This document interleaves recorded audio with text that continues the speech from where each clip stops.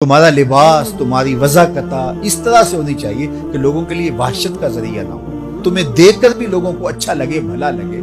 तुम्हारी हैत तरकीबी भी ऐसी ना हो। एक सहाबी हुजूर के पास आए और उसके बाल बड़े हुए थे और उनको तेल भी नहीं लगा हुआ था, बिखरे हुए थे। तो आका करीम ने देख के नाराजगी का इज़हार किया और फरमाया, मन काना लहू शारुन फल युकरिम। अगर तुम में से कोई बाल रखे तो फिर उसके ऊपर लाजम है उनको संवार के रखे, अच्छा लगे, भला दिखाई दे।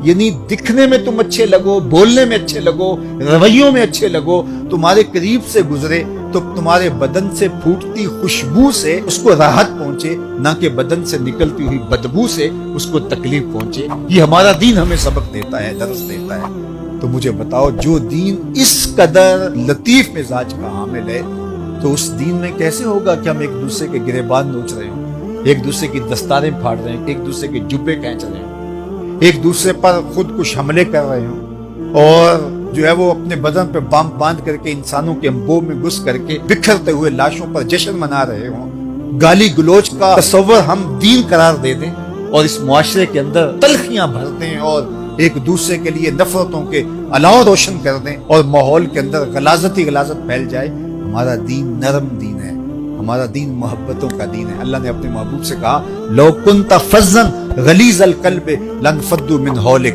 महबूब, अगर आप तुरश मिजाज होते तो इतने गिर्द जो आपके लोग जमा हुए कभी भी जमा न हो पाते। ये आपके खुल्क की करिश्मा साजी है, ये आपके बदन से फूटती ज़ियाएं और मोहब्बतों की महक है कि इतने लोग परवाना वार आपके गिर्द जमा हो गए हैं। इसलिए अपनी जिंदगी को खूबसूरत बनाएं, अपने वजूद को मुअस्सर बनाएं, अपनी सोच को हमेशा मुस्बत रखें, कभी भी अपनी सोच को मनफी ना होने दें। जब इंसान मनफी सोचों के हिसार में आ जाता है तो उसके असरात फिर उसकी गुफ्तगू में झलकने लगते हैं, और जब गुफ्तगू इंसान की मनफियत से भरी होती है, तलखियों से भरी होती है, और ये चीज फिर आहिस्ता आहिस्ता उसके रवैयों में आनी शुरू हो जाती है और वो रवैये फिर आहिस्ता आहिस्ता उसकी आदत बन जाते हैं और वो आदत उसकी शख्सियत का हिस्सा बन जाती है। और किसी शख्स के बारे में जब राय दी जाती है तो उसकी उन आदात की वजह से उसके बाद राय कायम की जाती है। तो इसका आगाज सोच से होता है। तो अपनी सोच को मुस्बत रखना है,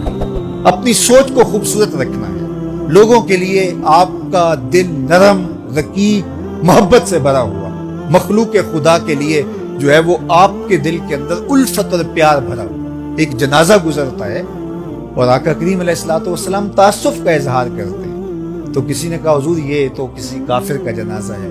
तो कहा कि मुझे इस बात पे अफसोस हुआ है कि ये काफिर होके क्यों मरा, काश के ये ईमान कबूल कर लेता। तो काफिरों के लिए भी दिलों के अंदर ये जज्बात और ये मोहब्बत कि काश के वो भी ईमान की दौलत से माला माल हो जाए। नफरत गुनाह से है, नफरत गुनाहगार से नहीं है। तो जब गुनाह से नफरत होगी, गुनाहगार से नफरत नहीं होगी, तो फिर गुनाहगार के वजूद से गुनाहों को दूर करने की हम कोशिश करेंगे, ना कि हम जो है वो गुनाहगार से दूर होने की कोशिश। तो ये वो अमल है कि जो हमारी शख्सियत को खूबसूरत बनाता है।